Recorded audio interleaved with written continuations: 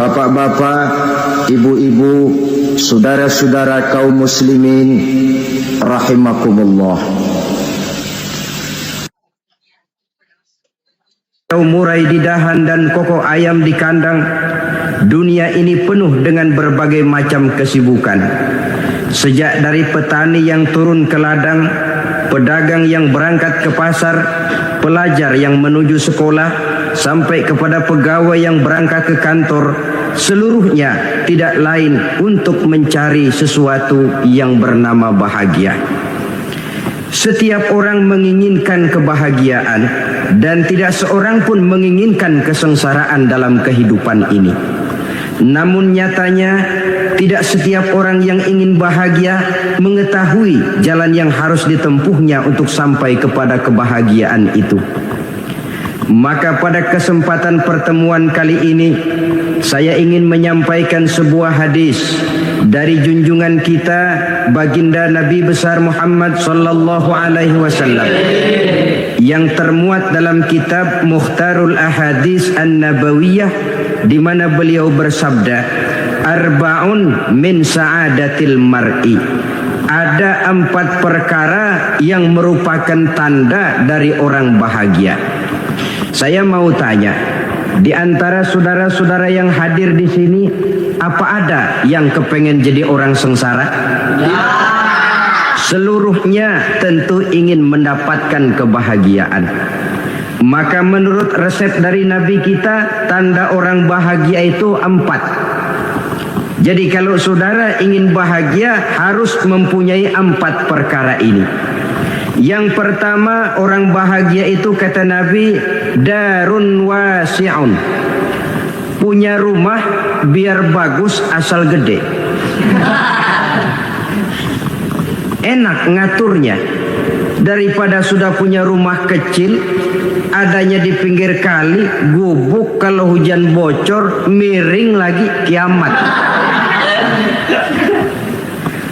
Loh, kalau gitu Islam materialis dong. Hadis ini boleh diartikan dengan makna hakiki, arti yang sebenarnya. Boleh diartikan dengan makna majazi, arti kiasan. Kalau dia diartikan dengan arti kias, maka yang dimaksud darun wasi'un ay qalbun wasi'un. Rumah yang luas tidak lain daripada hati yang lapang. Karena di situ kunci kebahagiaan yang sebenarnya.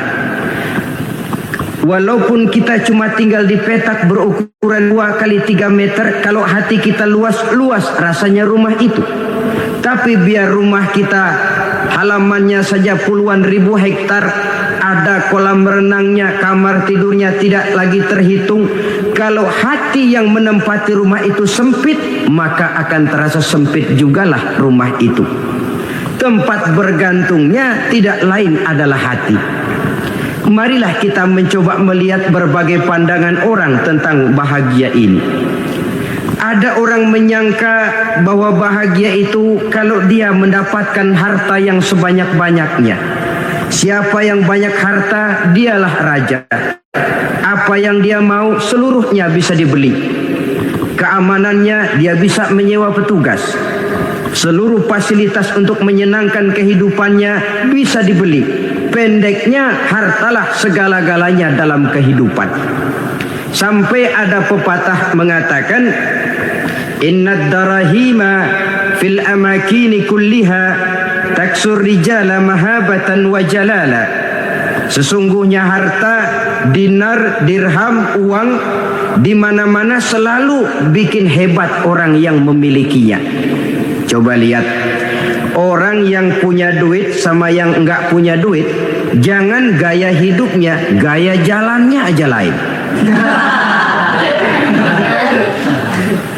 Wahia lisanun liman arada fasahatan, wahia silahun liman arada qitala. Uang adalah senjata yang paling ampuh bagi orang yang mau pergi perang, dan lidah yang paling fasih bagi orang yang mau bicara. Kalau bicara dengan lidah macet, cobalah bicara dengan harta, lancar.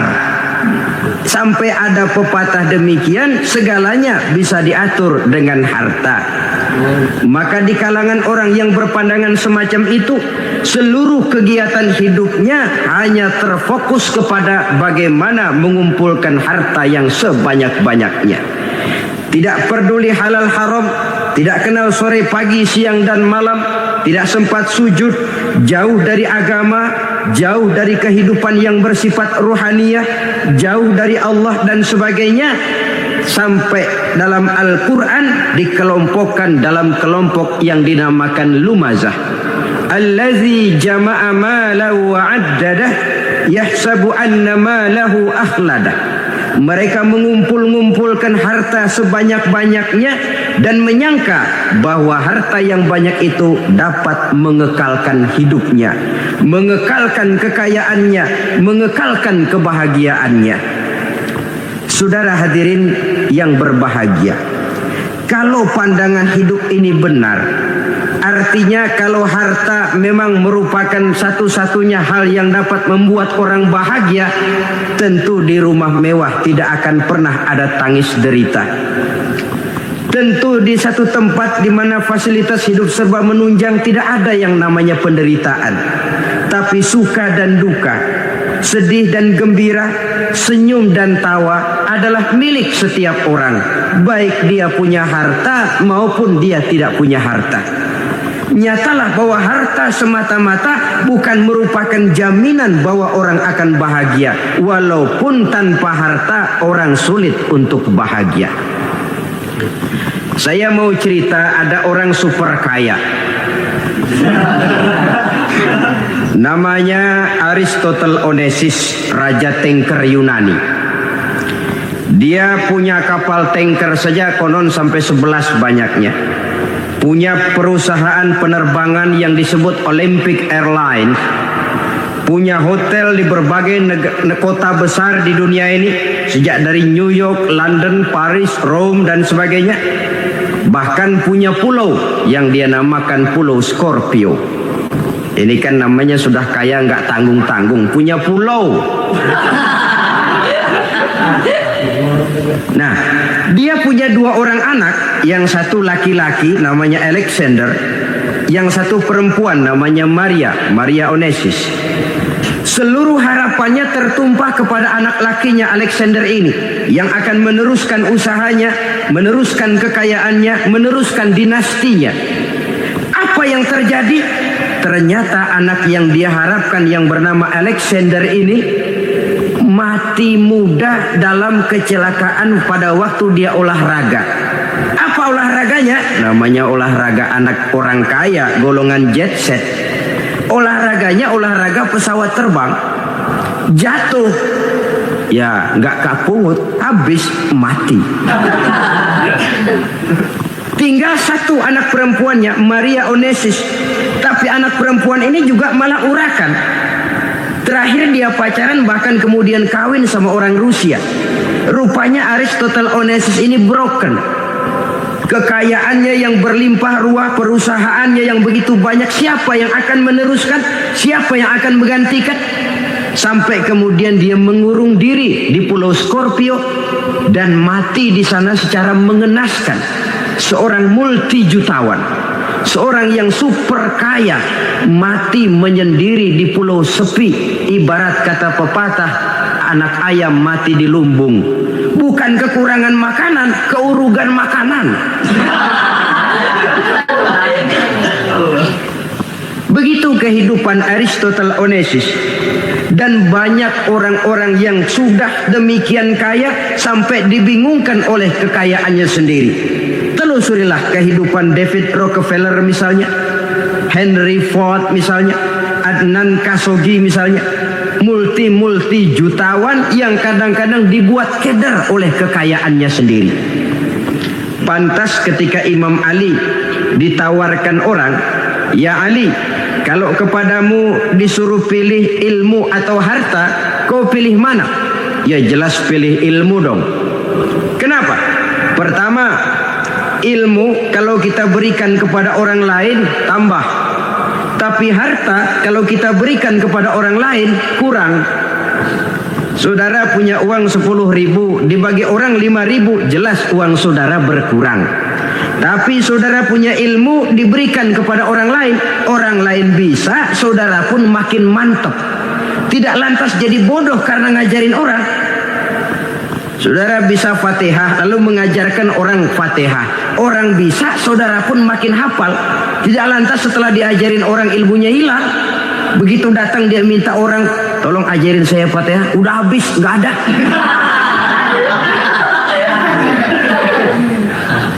Yang kedua kata Imam Ali, ilmu menjaga kita.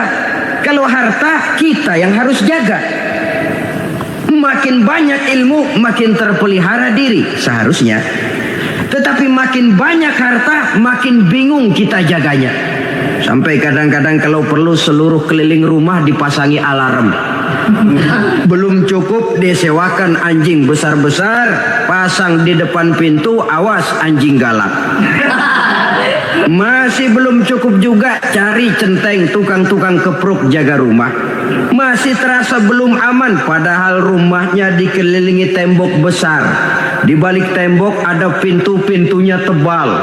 Di balik pintu itu terbuka masuk kamar, kamar pun ada pintunya, pintunya pun kuat. Masuk ke dalam kamar ada lemari, lemarinya pun pintunya kuat, dikunci, kuncinya pun kuat. Tapi terhadap seluruhnya yang timbul cuma sekedar was-was saja. Kesimpulannya sekali lagi, tanpa harta orang memang sulit untuk bahagia. Tapi harta semata-mata tidak merupakan jaminan orang akan bahagia. Dengan hati yang luas, itu modal utama untuk mencapai kebahagiaan hidup. Orang yang hatinya luas, saudara-saudara, punya hati yang lapang, melihat kenyataan hidup ini, dia bersyukur senantiasa kepada Allah. Lantas tidak timbul hasud dan iri hatinya. Oleh karena itu, jiwanya selalu lapang. Kalau tidak, cupik hati namanya. Dangkal pandangan, tidak senang melihat orang lain dapat nikmat, dan itu sering dijadikan contoh. Kalau orang yang lapang dada, dia lihat tetangganya beli TV baru, dia berkata, alhamdulillah ya, tetangga kita beli TV, mudah-mudahan kita bisa ikut nonton. Lapang dadanya. Tapi orang yang sempit hati, lihat tetangga beli televisi, meriang. Enggak diapa-apain, meriang. Besoknya dengar tetangga beli motor, makin sakit, ke rumah sakit. Lalu di rumah sakit dengar tetangganya beli mobil, mati. Disiksa oleh perasaannya sendiri. Orang kalau hati sudah sempit dalam hidup, kemanapun dia pergi, sempit rasanya medan kehidupannya. Kemudian kita melihat juga ada orang yang menilai bahwa bahagia itu katanya kalau punya kedudukan yang tinggi, pangkat yang agung, wibawa yang besar. Mungkin betul, tapi mungkin juga tidak. Bergantung kepada hati orang yang punya pangkat itu. Sama dengan harta tadi. Harta akan membawa bahagia kalau dia jatuh ke tangan orang yang berhati lapang. Tapi harta akan jadi bencana kalau jatuh ke tangan hati orang yang sempit. Pangkat akan membawa bahaya kalau jatuh di tangan hati orang yang sempit. Lebih dari itu, kenyataan mengajarkan kepada kita bahwa ternyata pangkat dan jabatan tidak selamanya memberikan kebahagiaan dalam kehidupan. Bahkan resikonya kelewat besar. Beberapa bukti kita bisa ambil dari para pemimpin dunia yang menjadi korban lantaran pangkat dan jabatan yang disandangnya. Saudara ingat Presiden Abraham Lincoln dan John Kennedy dari Amerika? Dibunuh orang. Park Chung-hee dari Korea Selatan, Ziaur Rahman dari Bangladesh, Anwar Sadat dari Mesir, terakhir Indira Gandhi dari India, menjadi korban dari pangkat dan jabatan yang disandangnya dari orang-orang yang tidak senang dia memegang jabatan itu.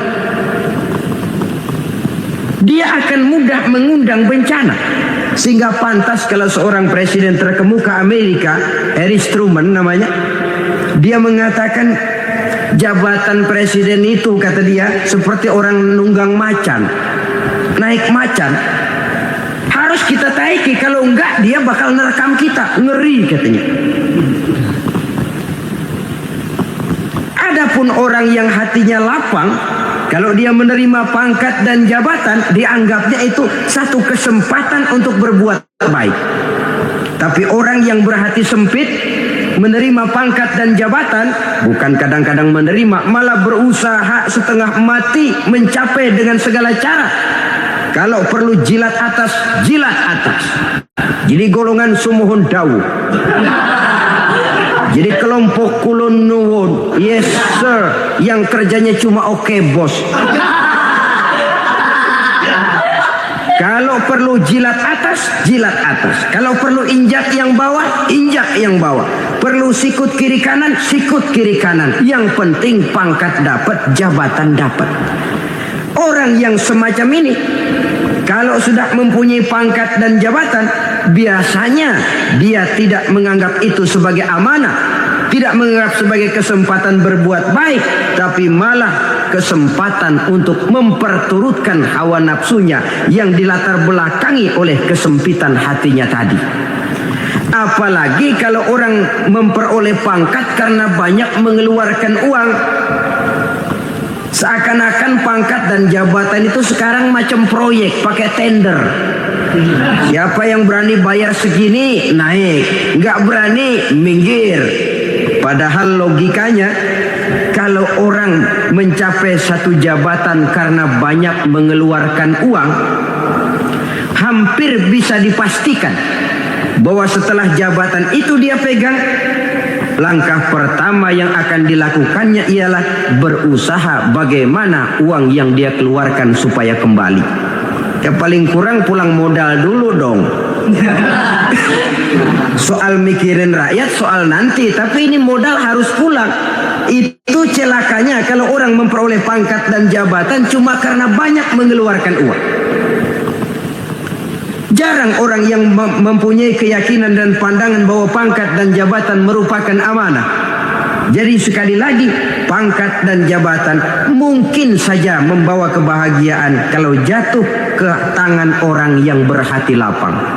Tapi bisa jadi bencana kalau dia jatuh ke tangan orang yang mempunyai hati yang sempit. Dan lagi-lagi stresnya hati yang lapang.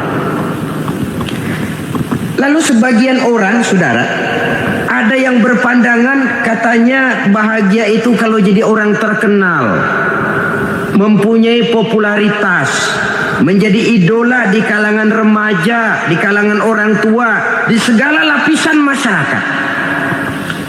Padahal makin populer orang makin terikat dia. Ya kalau macam kita ini kan nggak punya nama, nggak populer, tengah malam buta mau nongkrong di warung Tegal aman. Tapi pangkat, jabatan, kedudukan, popularitas menyebabkan kita diikat dengan berbagai macam peraturan. Cuma mandi sama ke WC saja yang nggak dikawal.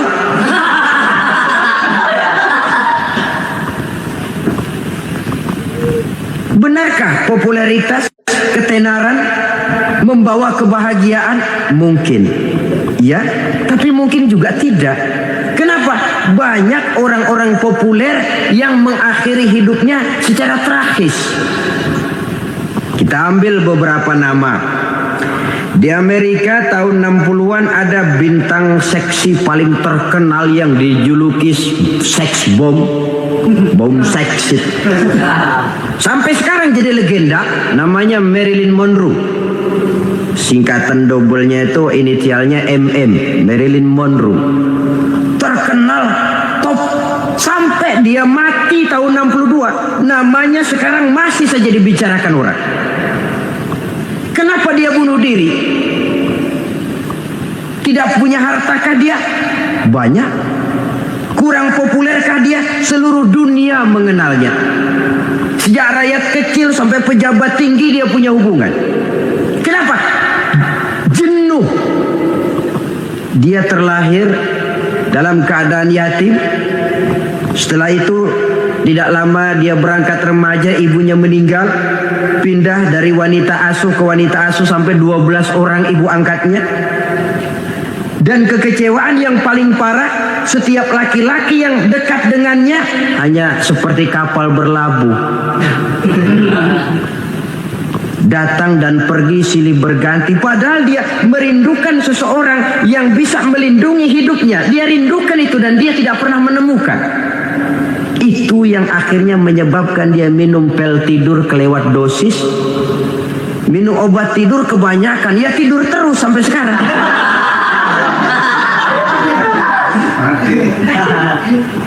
Dia mengakui, saya telah memiliki ketenaran, tapi saya tidak pernah hidup dalam ketenaran itu.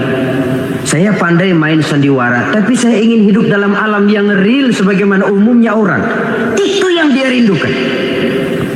Menyusul jejak yang namanya Marilyn Monroe ini, Billie Holiday, saudara kenal tentu, di rumah sakit dirawat. Dia juga minum obat overdosis, mati lagi. Jimi Hendrix minum obat tidur overdosis kelewat batas, mati lagi. Lalu yang menghanyutkan diri di danau, Janis Joplin dan Brian Jones. Ini orang-orang populer, orang-orang terkemuka yang mengakhiri hidup secara tragis, bukan karena tidak terkenal, mungkin karena sudah saking terkenalnya. Contoh paling belakangan, Bruce Lee. Wah, ini tukang-tukang keprok tentu kenal siapa dia. Sampai sekarang pun tabir kematiannya masih merupakan misteri. Dan yang masih hidup juga menunjukkan gejala yang aneh. Michael Jackson, rumahnya di Beverly Hills itu dijaga sedemikian rupa, dan dia selalu curiga kepada setiap makanan harus steril, bersih dari segala macam kimia. Kemana dia pergi, itu tukang-tukang keprok sudah selalu menjaga dan mengawal, dan dia seakan takut menunjukkan mukanya yang asli. Hingga kalau tampil ke tengah di luar show, dia kadang memakai pakaian yang tidak menunjukkan dia yang sebenarnya, takut dikenali orang. Ternyata popularitas sering jadi momok yang meracuni kehidupan manusia. Oleh karena itu, benarlah junjungan kita pada saat beliau mengajarkan orang akan bahagia kalau dia mempunyai hati yang lapang. Nah, sekarang masalahnya untuk mendapatkan hati yang lapang, caranya bagaimana? Kita kembali kepada konsep Quran. Allah mengajarkan, ala inna bi dzikrillahi tatmainnul qulub. Ketahuilah bahwa dengan banyak mengingat Allah, hati akan tenang, jiwa akan lapang. Dengan kata lain, dekat dengan agama, merasakan kehadiran Allah dekat dalam hidup, itu muara pertama untuk mencapai hati yang lapang. Ala inna bi dzikrillahi tatmainnul qulub.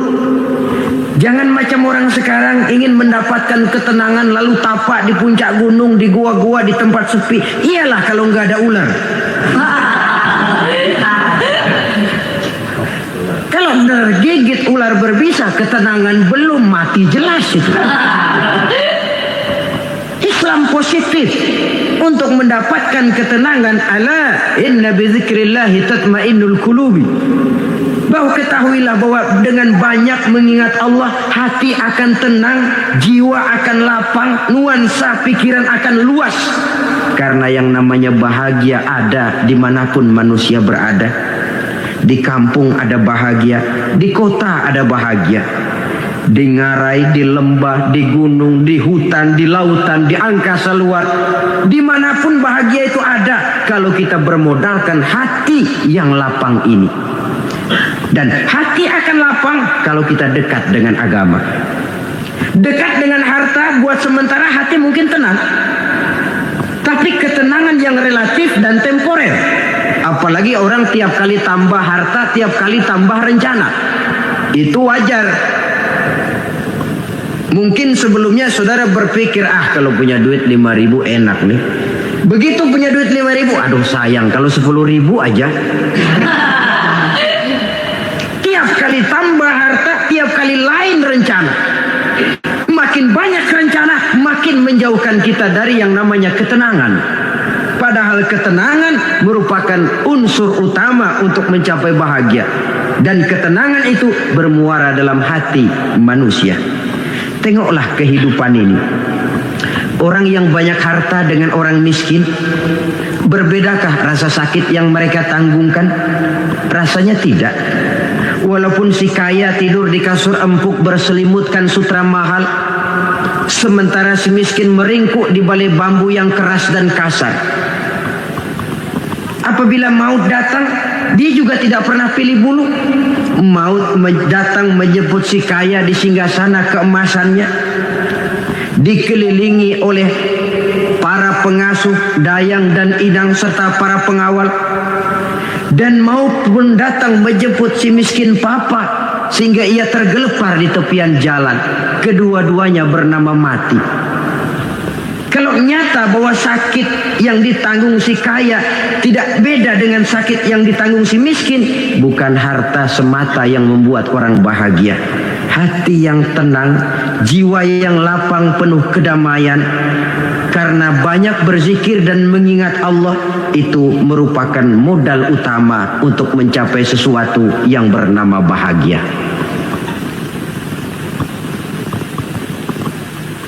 Saudara hadirin yang saya hormati, inilah yang pertama dari 4 ciri yang digambarkan oleh Nabi tentang tanda-tanda orang bahagia. Dan harus berangkat dari yang pertama ini, hati yang lapang. Ini yang harus kita miliki lebih dahulu. Baru nanti akan menyusul kepada poin yang ketiga, kedua, dan selanjutnya. Sebab kalau hati sudah terisi dengan jiwa yang lapang, seluruh persoalan insya Allah akan bisa kita atasi dengan sebagaimana mestinya. Yang kedua sekarang, tanda orang bahagia menurut baginda Nabi, markabun syariah. Orang bahagia itu, kata beliau, punya kendaraan biar cepat asal lancar. Artinya kemana dia mau pergi mudah. Apa maksud hadis ini? Kalau kita kaji lebih dalam, kendaraan itu kan alat transportasi. Transportasi tidak lain adalah usaha memudahkan komunikasi. Pindah dari situ kepada teori bahwa manusia adalah zon political, makhluk bermasyarakat yang tidak bisa memenuhi kebutuhan hidupnya secara sendirian. Kita memerlukan keberadaan orang lain dalam kehidupan ini. Untuk memakai baju saja kita sudah perlukan petani yang tanam kapas, pabrik yang memintal kapas jadi benang, pabrik yang menenun benang jadi kain, sampai kepada mesin jahit, sampai kepada tukang jahit. Itu cuma untuk memakai pakaian saja. Tidak seorang pun di antara kita yang sanggup memenuhi kebutuhan hidupnya secara sendiri. Kita perlu orang lain. Maka kebebasan dalam arti mutlak, kebebasan tanpa batas, itu tidak mungkin ada dalam kehidupan. Karena kita mengadakan yang disebut interaksi sosial. Setiap kegiatan kita tentu melibatkan orang lain. Menurut kita barangkali kita bebas jalan di jalan raya semaunya, tapi orang lain berkendaraan pun merasa bahwa ini ada juga jalan haknya, dan begitu selanjutnya. Oleh karena itu, maksud dari kendaraan yang cepat ini adalah khulata'uhu ma'as solihin. Lingkungan pergaulannya terdiri dari orang-orang soleh. Pergaulannya luas. Kemana dia pergi ada temannya. Kesulitannya ada tempat dia cerita. Dan kesulitan kalau sudah diceritakan kepada orang lain, taruh kata orang itu tidak bisa menolong, namun menceritakannya kepada orang yang kita percayai, kan paling kurang sudah mengurangi beban jiwa, mengurangi tanggungan batin, merasa masih ada tempat kita cerita. Maka lebih baik orang awam yang mau bergaul ketimbang orang setengah alim tapi ngunci pintu. Sebab nantinya akan timbul sikap picik, cupik pandangan, dan tidak luas menghadapi kenyataan dalam kehidupan ini. Namun yang harus kita garis bawahi, pergaulan memang mesti luas. Namun jangan sekali-kali lupa bahwa pergaulan sangat besar pengaruhnya dalam ikut membentuk kepribadian manusia. Sehari-hari bisa kita bilang, kalau kita dekat sama tukang minyak wangi, sekalipun gak dibagi minyaknya, baunya tentu dapat. Betul? Tapi dekat sama tukang elas, walaupun gak kena apinya, asapnya mesti kena. Kalau Syauqi mengatakan lebih jelas lagi, man asyaral asyrafa asa musyarrafan wa muasyiral anzali ghairu musyarrafin. Awalam taral jildal hakira muqabbalan bisagri lamma sara jildal mushaf. Siapa yang bergaul dengan orang mulia, dia bakal ikut menjadi mulia. Tapi siapa yang berteman dengan orang hina, dia tidak bakal ikut menjadi mulia. Tidakkah kau lihat, kata Syauqi, kulit kambing yang hina pun dicium orang ketika menjadi kantong Quran. Kulit kambing hina, kalau dia sendirian gak ada yang mau cium. Tapi begitu dia bergaul dengan Quran, menjadi kantong Quran, dipakein minyak wangi, ditaruh di tempat yang tinggi, mau diambil dicium dulu, dibawa dengan penuh hormat dan hati-hati. Kulit kambing yang hina lantaran berteman dengan Quran, numpang mujur. Tapi coba lihat kalau kulit kambing berteman dengan kayu, jadi beduk, habis. Zohor dikemplang, asar dipukul. Itu pun sedikit saja, cuma salah milih teman. Yang temannya Quran dihormati orang, yang temannya kayu lantaran jadi beduk, gelap-gelap subuh orang udah kemplangin.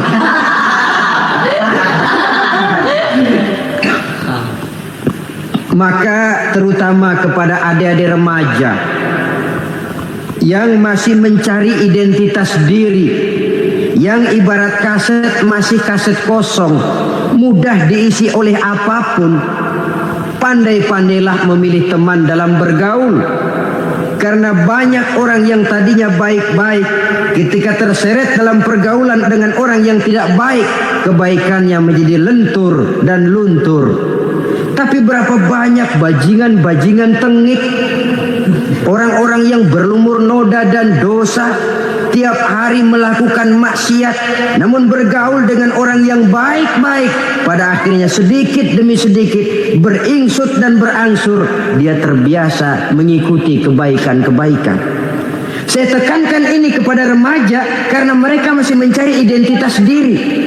Apa yang mereka lihat mereka mau, apa yang mereka dengar mereka ingin tahu. Coba lihat kehidupan remaja. Pulang nonton film Rambo, pengen jadi Rambo, gagah, maunya belekai melulu. Pulang nonton film Superman, pengen bisa terbang. Pulang nonton India, nyanyi melulu. Wajar, mereka masih mencari identitas diri. Saya ini sebenarnya siapa? Lingkungan, pergaulan akan membentuk itu. Karena itu pandai-pandailah bergaul, karena ia sangat besar pengaruhnya dalam ikut membentuk kepribadian manusia. Apalagi sifat yang jelek lebih cepat menularnya ketimbang sifat yang baik. Sifat yang baik, watak yang soleh itu lambat sekali untuk menular. Tapi yang tidak baik, kan prosesnya mah kalau remaja biasanya mula-mula dengar. Karena dengar lalu pengen tahu. Karena pengen tahu lalu ngeliatin. Begitu ngeliatin kan pengen nyobain. Setelah nyobain ketagihan. Nah ini prosesnya. Yang namanya ganja, morfin, narkotik awalnya kan begitu. Mula-mula dengar katanya kalau sudah fly to the sky, sudah melayang ke langit katanya, disitulah puncak kebahagiaan. Mulanya cuma dengar. Karena dengar pengen tahu. Karena pengen tahu lalu ngeliat, kumpul sama orang yang suka ngeganja. Setelah ngeliat, nah pengen ngerasain. Begitu ngerasain enak juga, ketagihan. Kalau sudah ketagihan jadi penyakit kronis, bisa merembet kepada yang lain. Iya kalau orang tuanya mampu untuk beli morfin, beli ganja. Kalau tidak kan pikirannya ngayap, jemuran siapa ya gue sabet.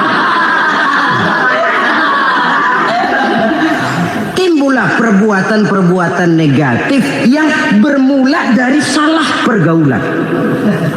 Apalagi buat adik-adik remaja yang tinggal di kota-kota besar, yang pengaruh budaya, pengaruh kesenian, pengaruh struktur kehidupan yang nampak makin individualistis, di mana persaingan tajam, tensi ekonomi tinggi, orang mudah mengalami stres. Pandai-pandailah dalam bergaul, sekali lagi, karena ia sangat besar pengaruhnya dalam ikut membentuk kepribadian manusia. Orang bahagia punya kendaraan yang cepat, artinya punya pergaulan yang luas, dan lingkungan pergaulannya terdiri dari orang-orang yang soleh. Kemana dia pergi, ada teman. Kesulitannya, ada tempat dia cerita.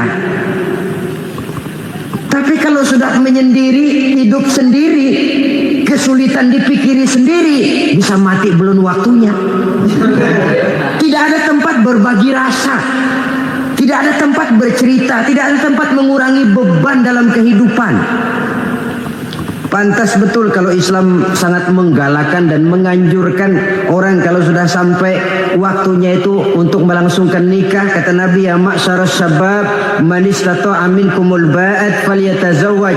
Hai para pemuda, kalau sudah mampu memberi nafkah, kawinlah, nikahlah kamu. Kenapa? Sudah ada teman hidup, tempat berbagi rasa. Kesulitan kalau ada tempat cerita akan lebih ringan ketimbang kita telan sendiri, walaupun bobot kesulitannya sama beratnya. Saudara-saudara kaum muslimin rahimakumullah, inilah ciri yang kedua, punya kendaraan biar cepat asal lancar. Kemana kita mau pergi gampang. Dengan kata lain, setelah hati yang luas, pergaulan yang luas. Dua. Yang ketiga sekarang, tanda orang bahagia itu menurut Nabi, misbahun mudhi'un, punya lampu yang terang. Oh, itu enggak problem. Sekarang sudah zamannya listrik masuk desa, Pak. Lampu sudah terang semua. Betul, kalau itu yang dimaksud.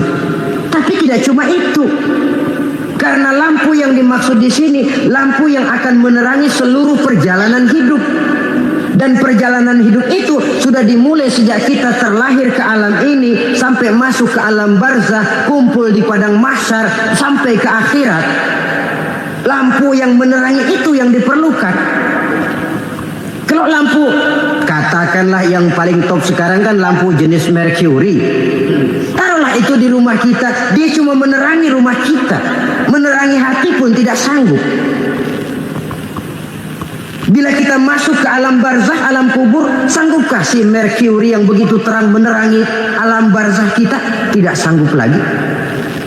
Sanggupkah lampu yang ratusan watt, bahkan puluhan ribu watt menerangi kehidupan di padang mahsyar? Tidak akan sanggup lagi. Kalau demikian, yang dimaksud lampu yang terang di sini apa? Tidak lain amal soleh, kebajikan yang kita lakukan dalam hidup. Itu yang akan jadi lampu penerang.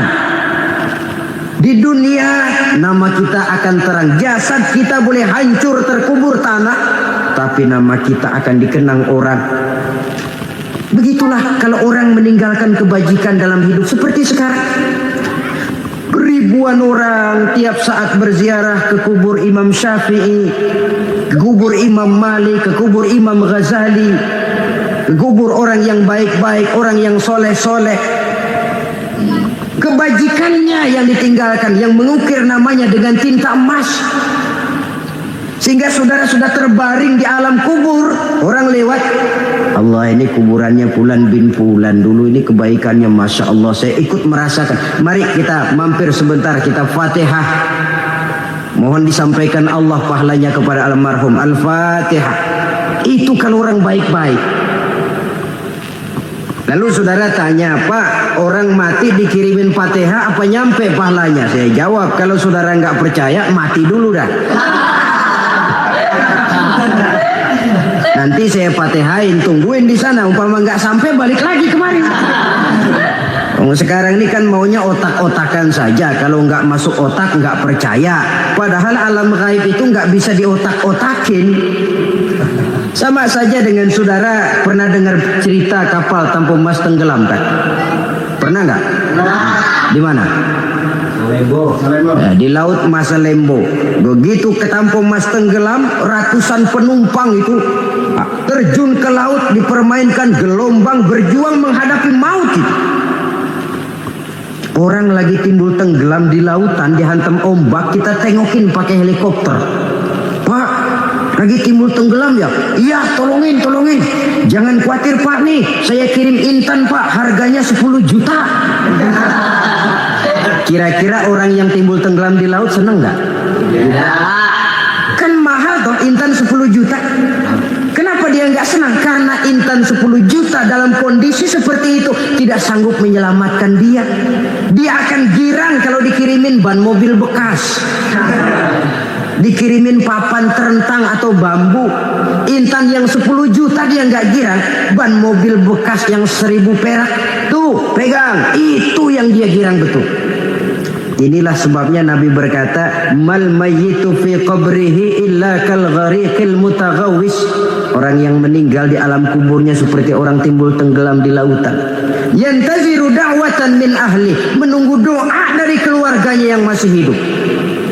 Duh, bapak saya sudah meninggal, saya sayang benar sama dia. Kirimin kulkas ke kuburannya Itu sama saja dengan tadi orang tenggelam di lautan dikirimi intan yang harganya 10 juta, tidak sampai. Begitulah kalau kebajikan yang kita tinggalkan dalam hidup, sudah mati pun kubur kita masih diziarahi orang. Tapi kalau jahat yang kita tinggalkan, boro-boro lah orang mau doa lewat dekat kuburan kita juga serem.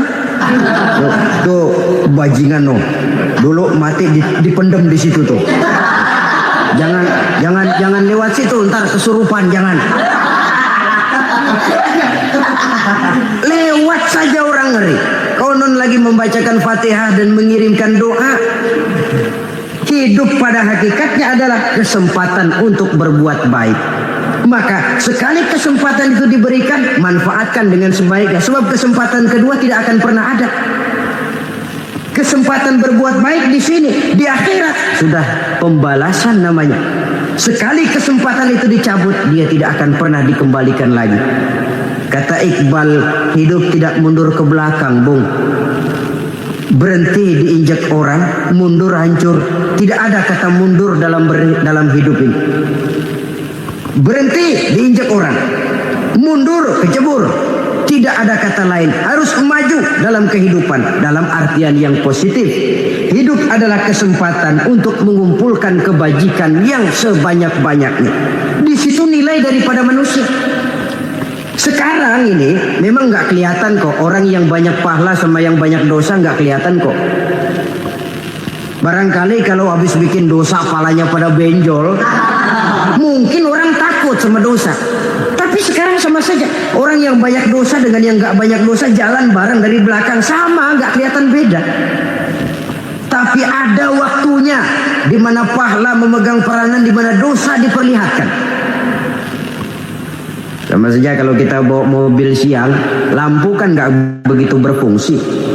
Apa lalu bilang, alah ini lampu berat-beratin, copot-copotin aja dah. Tidak perlu begitu. Kenapa? Pada suatu saat malam senja akan datang. Bila matahari terbenam, senja pun datang, gelap mulai merayap, disitulah baru terasa perlunya lampu. Pahala begitu. Sekarang orang yang nggak ada pahalanya nggak kelihatan dalam kehidupan. Tapi pada suatu saat senja kehidupan akan datang. Ajal merenggut nyawa, malam merayap, dan hidup mulai diliputi kegelapan di alam barzakh. Dikala itu kalau nggak punya lampu, alangkah malangnya kita. Sebab amal yang baik, kata Nabi, di alam barzakh itu akan diciptakan menjadi perempuan yang cantik menemani kita. Amal yang jahat akan menjadi orang yang paling jelek nemenin kita. Udah di tempat gelap yang nemenin jelek.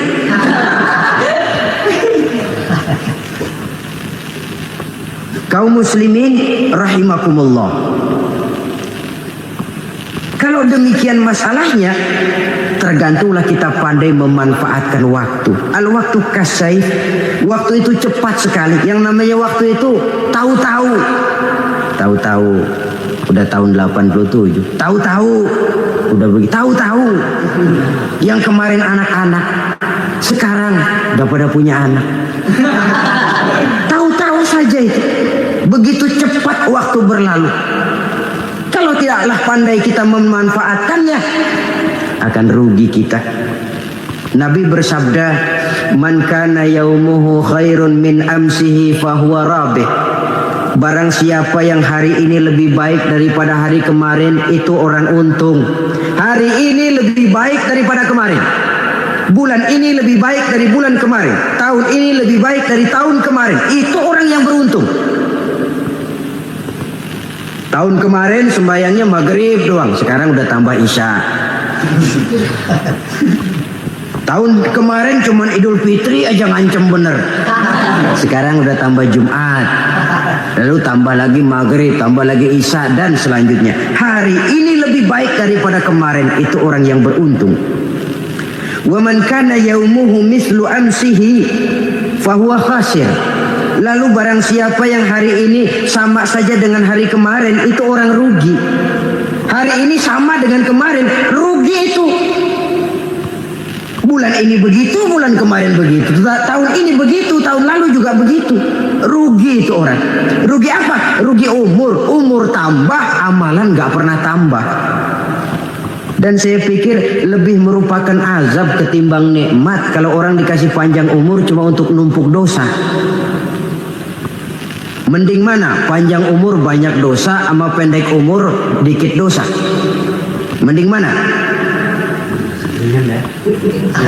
Mending mana?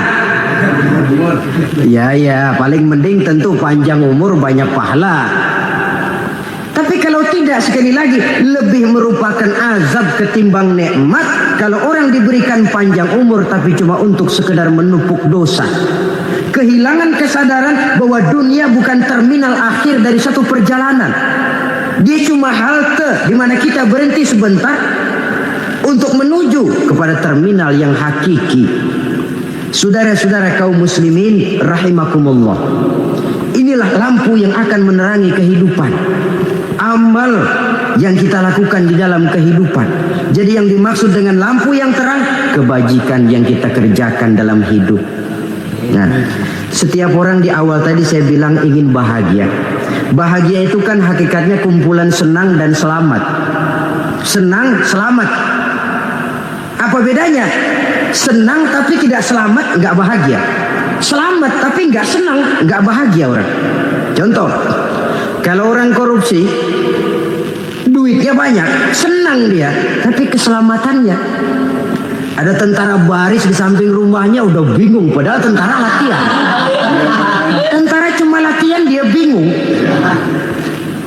Senang, tapi karena keselamatannya tidak terjamin, dia tidak bahagia.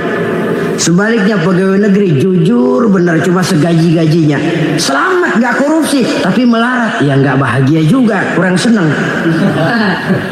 Kesenangan dan keselamatan untuk dunia saja, ya sekali lagi, kalau cuma sekedar untuk dunia saja, bisa dibeli pakai uang. Bisa dibeli pakai uang. Saudara ingin selamat, bisa dibeli pakai uang. Saudara ingin senang, bisa dibeli dengan uang. Tapi setelah mati, masuk ke alam barzah, habis kekuasaan uang. Gak bisa lagi beli keselamatan pakai uang. Tidak mungkin lagi membeli kesenangan dengan uang. Di situ pahala yang megang peranan. Makin banyak pahala, makin banyak saham untuk membeli kesenangan dan keselamatan, untuk memperoleh yang namanya bahagia. Dan jangan lupa loh, di alam barzah kita gak sebentar, menunggu datangnya kiamat. Loh iya, kalau kita begitu dikuburin terus kiamat datang, untung. Tapi kalau masih harus 1000, 2000, puluhan ribu tahun yang akan datang, dalam satu penantian yang begitu lama, tanpa saham untuk memperoleh kebahagiaan, satu kemalangan yang tidak ada pernah putus-putusnya. Janganlah tergelincir oleh kebahagiaan sebentar yang menipu dengan mengorbankan kebahagiaan hakiki yang berjangka panjang. Apa artinya senyum sejenak kalau harus ditebus dengan tangis seumur hidup? Biarlah kita minum jamu, pahit memang, getir memang, tapi kan besok badan sehat. Daripada sekarang minum sirup, manis manis memang, enak memang, tapi bibir pada jontor besok. Sirawan, batuk, nggak karu-karuan. Banyak orang tertipu oleh kesenangan yang sebentar. Padahal laisa kullu ma yalma'u zahaban. Belum tentu semua yang berkilat itu emas. Belum tentu semua yang gemerlap itu intan. Karena itu marilah manfaatkan kesempatan yang diberikan Allah ini untuk mengumpulkan kebajikan yang sebanyak-banyaknya. Yang terakhir sekarang, yang keempat, tanda orang bahagia kata Nabi. Zaujatun salihah. Orang bahagia itu tanda yang keempat kata Nabi, punya istri biar cakep asal taat. Sudah surga itu, cakep taat. Istri kayak gitu, kalau belum mati jangan dikuburin dulu. Sudah cakep taat lagi. Tapi kadang-kadang enggak, udah jelek ngadat melulu. Apa yang mau dipilih? Sebab itu Quran mengatakan istri pakaian untuk suami, suami pakaian untuk istri. Kenapa suami istri diibaratkan pakaian? Alangkah tingginya gaya bahasa Quran ini. Suami istri teman hidup, hidup perjalanan panjang. Sejak kita dalam rahim sudah ada hidup kan di sini. Sampai ke alam dunia, masuk ke alam barzah, kumpul di padang mahsyar, sampai menuju akhirat, itu perjalanan hidup.